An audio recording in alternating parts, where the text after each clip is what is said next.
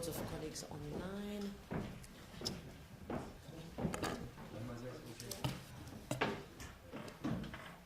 Good morning and welcome to this press conference. For your information, we have interpretation in English, French, German and Spanish.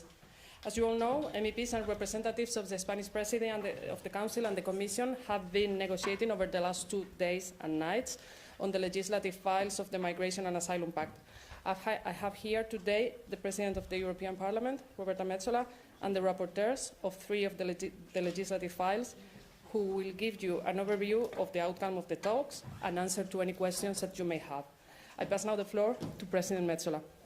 Thank you very much and good morning to you all. Today is truly a historic day. I am surrounded by colleagues who have not slept for days and nights in a very, I would say, also emotional moment. I start from a personal angle. You know, I come from an island in the Mediterranean, and I know exactly what it means when we say that we have finally delivered on the Migration and Asylum Pact, probably the most important legislative deal of this mandate. It was the #1 concern of our citizens in 2019. It still remains the #1 concern for many. So this is an agreement that is more than 10 years in the making. One thing that when I came to the Parliament 10 years ago was the first issue I spoke about. I would never have thought it would have taken us 10 years to say we managed. Now, the Parliament came to this negotiation on the Migration Pact with a very pragmatic line. Europe needs a robust legislative framework that is the same in all member states, one that functions and that protects, an approach that is humane and fair with those who are seeking of protection, that is firm with those who are not eligible, and that is strong with those who exploit the most vulnerable.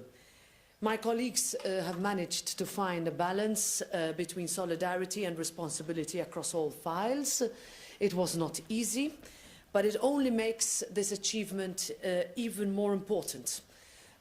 We have defied the odds and proven that Europe can deliver on the issue that matters to citizens. This package will really make a difference. Taking it back quickly, in September 2022, we signed together with 5 rotating council presidencies an unprecedented joint roadmap in order to adopt the reform before the end of this year. We just about made it, but it also means that we can manage to showcase this unprecedented reform before next year's elections.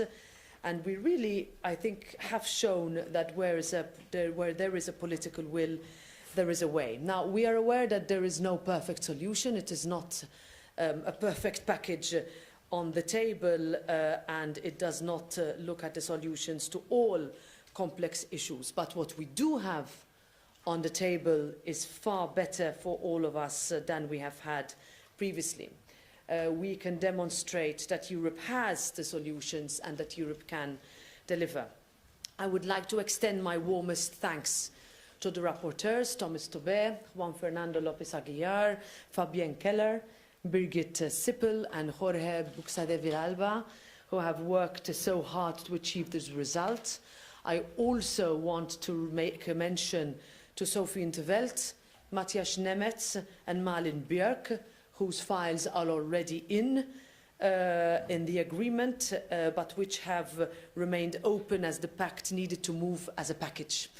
I also want to express thanks to Elena Yoncheva, who coordinated the Asylum Contact Group on all these files.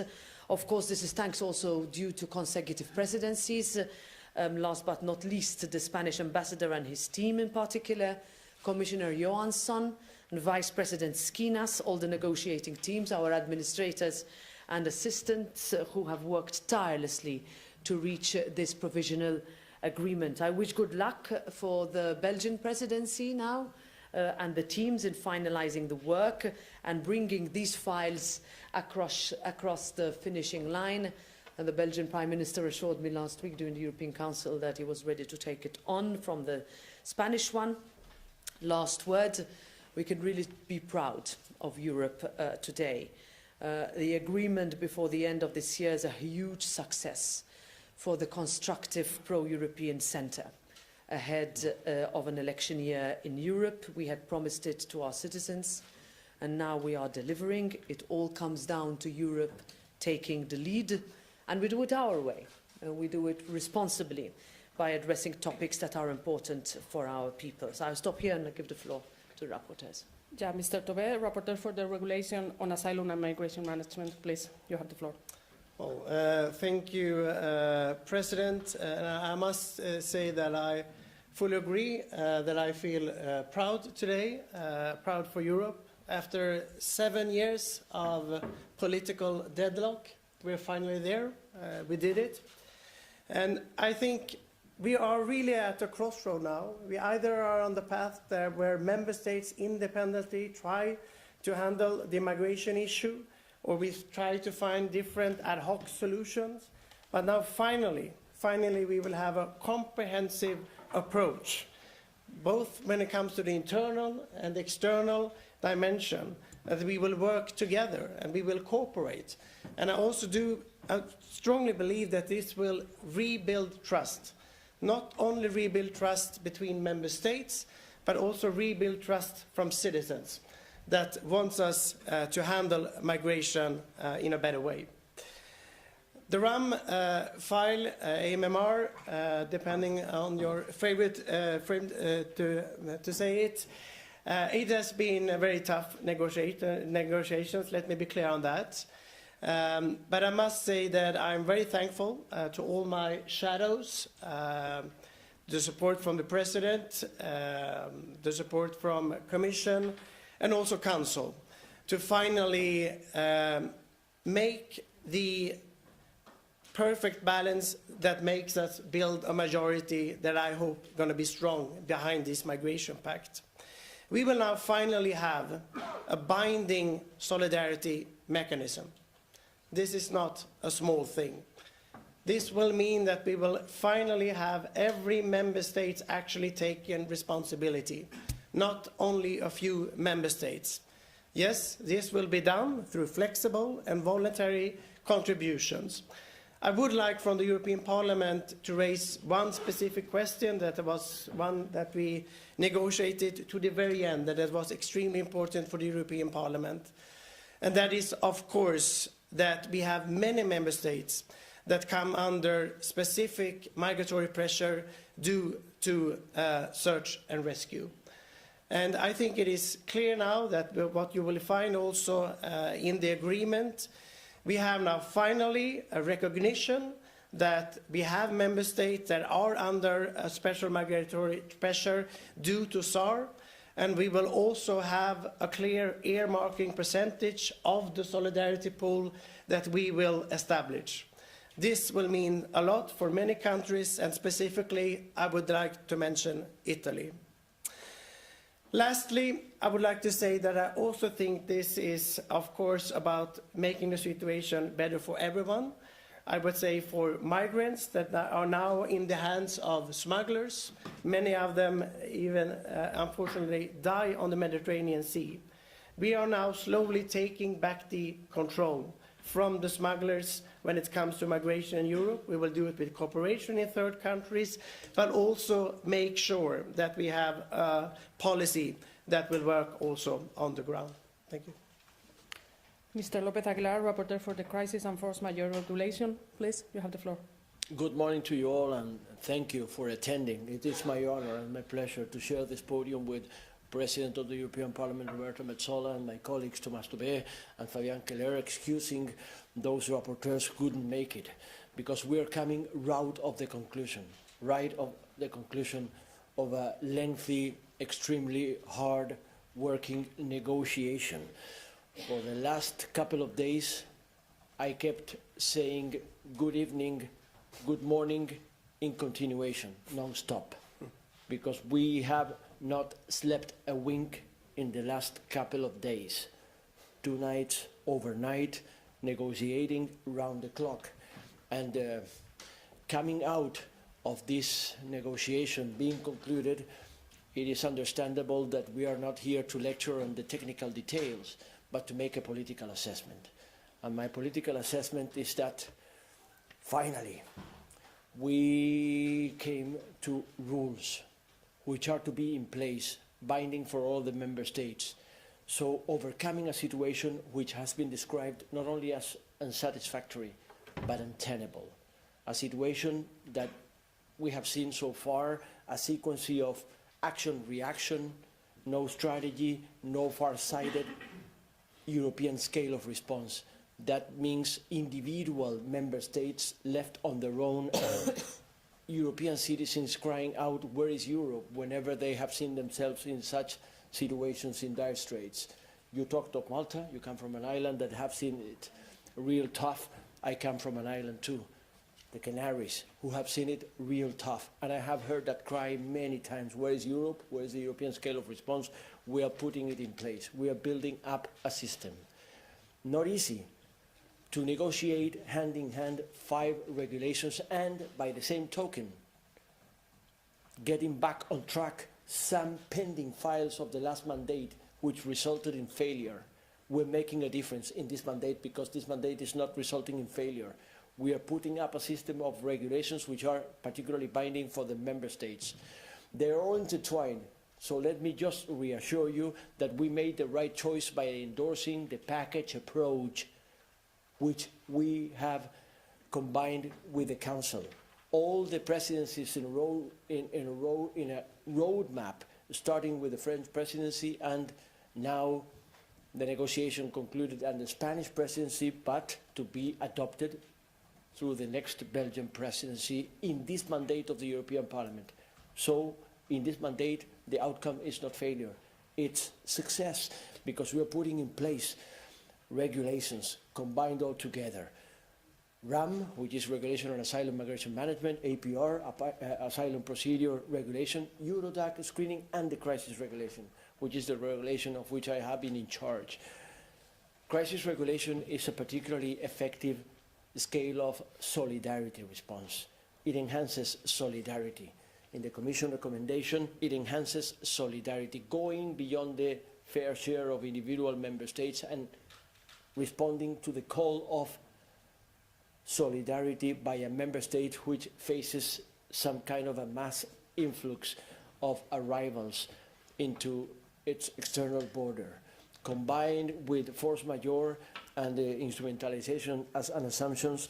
We have put in place, first of all, solidarity mechanism, enhanced solidarity responses when a country sees itself in a crisis situation. Then prima facie international protection. That was a very strong point for the negotiating team of the European Parliament, so that member state could provide immediate protection to certain categories of vulnerable human beings.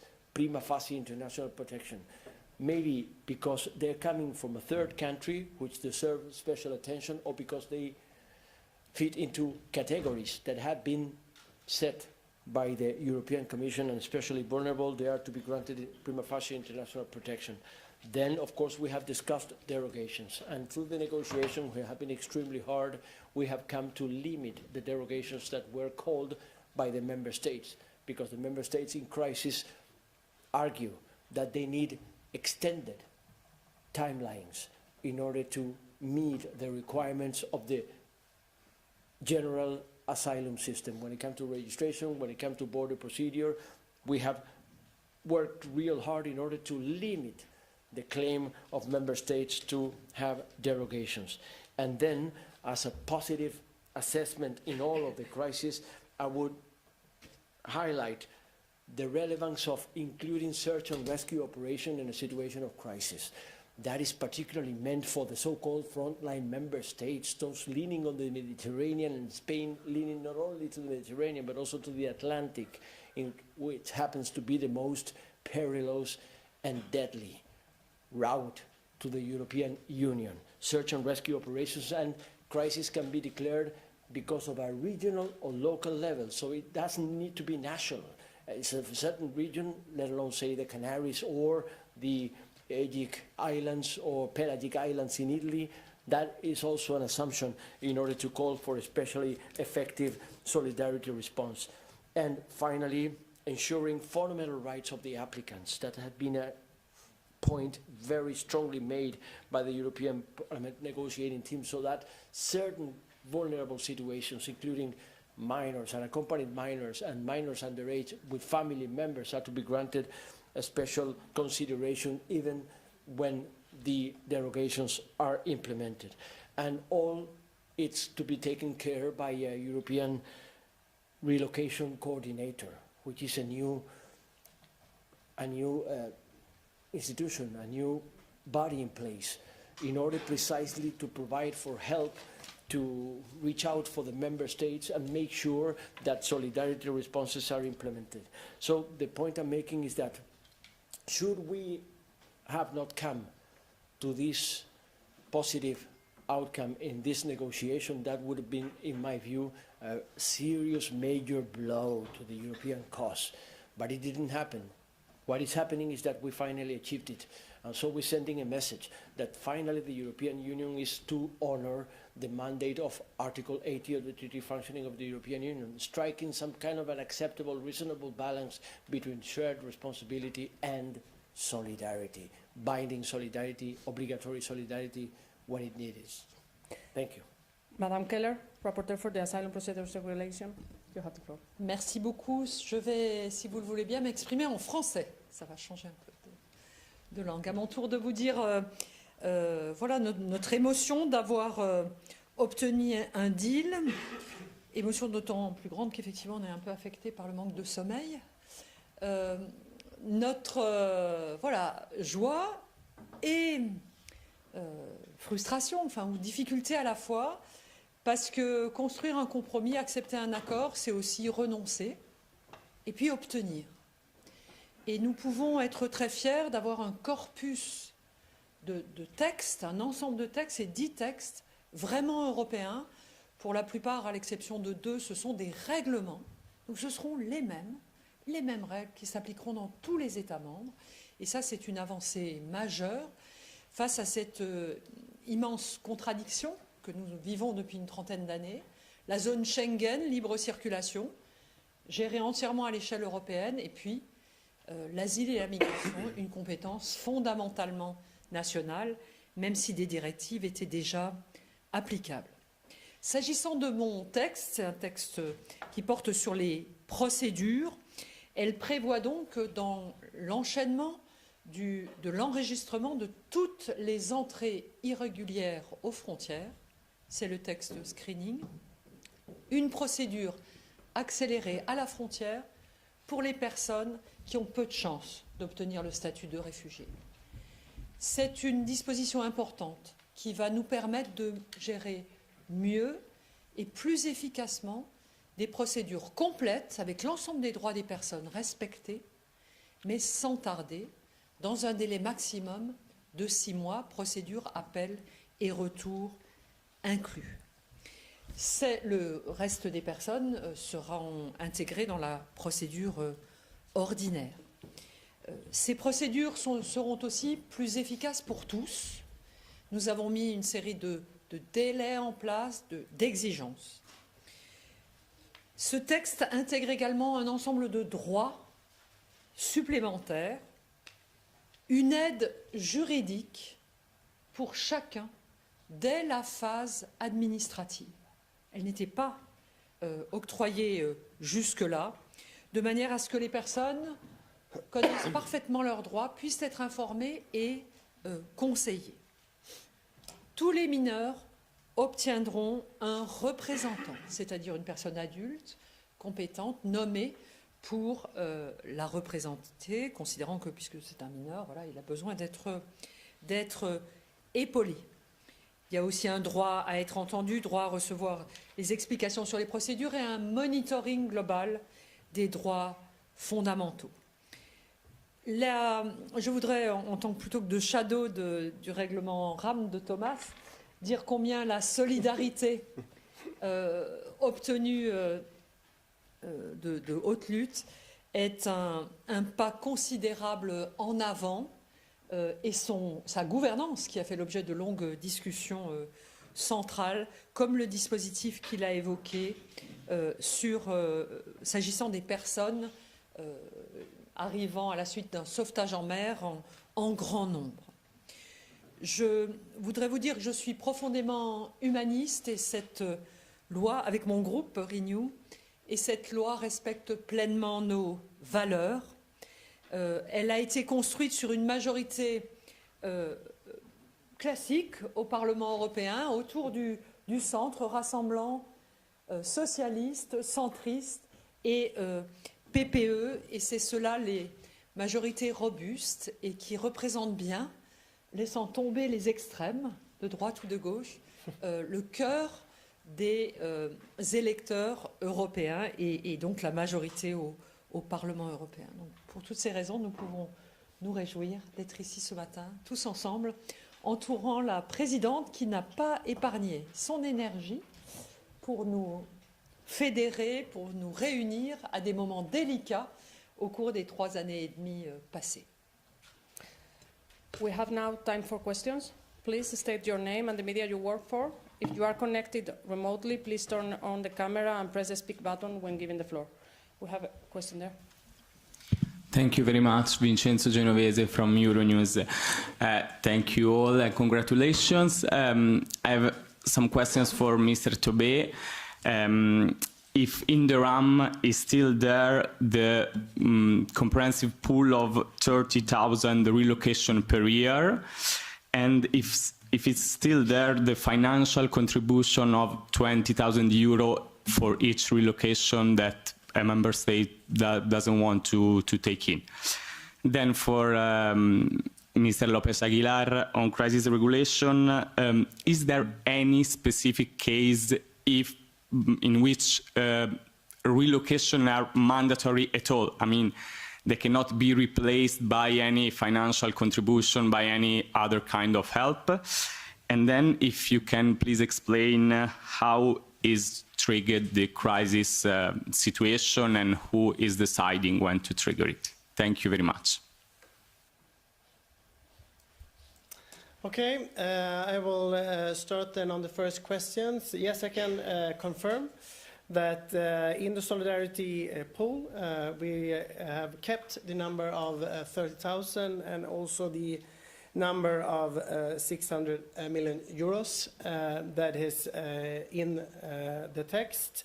And of course, this is the minimum. You have all the opportunities, of course, if we're in a situation where we can see that the needs are bigger, the opportunity is there, but this will be the minimum. We have accepted this from the European Parliament side, and for us, the main focus when it comes to the solidarity pool was, as I mentioned in my introduction, to secure that we have a quicker and more robust support when it comes to disembarkation and search and rescue operations.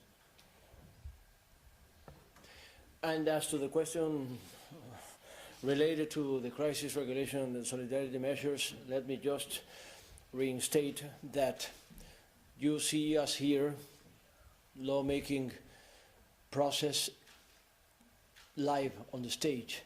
This is how it is, the European Union. We adopted a mandate of the European Parliament in which relocations were the mandatory solidarity, and that was the ultimate expression of solidarity in the crisis regulation. And then came the Council, which is also in place, resisting the mandatory relocation solidarity as the only possible choice. So we have strived real hard for years. It's been a hell of a fight. Real tug of war in order to come with a response that is accepted by both institutions, the Council and the European Parliament, which is to have the final say when it comes to the second reading of the legislative procedure. And that final outcome means that first, the Commission proposal in its implementing decision will propose the solidarity measures to meet the requirements by the member state which claims itself in a crisis situation. Second, there will be first choice, the use of the pledges available in the solidarity pool, which is stated in the RAM regulation. Then, right afterward, if there is not enough response in the solidarity pool in order to cover all the needs, then member states will be requested by the Commission to pledge additional solidarity measures adopting to be incorporated in the Council implemented decision, which is to be proposed by the Commission. And if there is not enough pledges in the Council implemented decision, all the needs, to meet all the needs of the Member State, then there will be the mandatory responsibility, so-called offset, to be activated. That means that the contributing Member States shall take responsibility first for all the international protection situation in which the Member States facing a situation of crisis has been determined as responsible, and to the relocation needs identified to address the situation of crisis. And second, where necessary, the contributing Member States shall take responsibility beyond the fair share, which is the one to be assessed by the Commission. You mentioned some equation. There is a solidarity pool by 30,000, and if not, there will be some, but that is a calculation, that is an estimation, it's not written. So the thing is that once the Commission takes hold of the situation, it will call for the Member States to come with additional solidarity pledges. And of course, the priority that has been a fight in the crisis situation will be mandatory relocation programs. Mandatory, that will be the priority. That will be the priority, so that certain categories of people, particularly international applicants, will be preferred by the Member States, and then the Commission will make sure that the Member States will go beyond the so-called fair share as to solidarity response. We have now a question from David Carreta online. David, if you... Yes, thank you. Can you hear me well? Yes, thank you very much. Thank you, David Carretta, Radio Radicale. Je vais poser ma question en français, si je peux. Un des arguments que a été avancé pour l'adoption du nouveau pacte sur migration et asile, c'est faire barrage à l'extrême droite. Et la présidente l'a dit, c'est une victoire pour le centre politique. Mais en lisant le jugement que beaucoup d'experts et au moins 50 ONG ont donné de ce texte, ils disent deux choses. Ça ne va pas marcher en cas d'afflux massif. Et deuxièmement, l'Europe sacrifie ses valeurs, les droits fondamentaux. Je voulais vous demander une réaction à cette critique. Et pourquoi le citoyen européen devrait choisir la copie de ce que propose l'extrême droite par rapport à l'original. Merci. Et vous avez adressé la question à qui exactement? I can start by answering. Yeah, please, go ahead. Yeah. Okay, so thank you for this question, and then I will leave my colleagues to come in. You know, I think it is worth underlining once again the difficulty with which, you know, you have to go through in order to reach an agreement.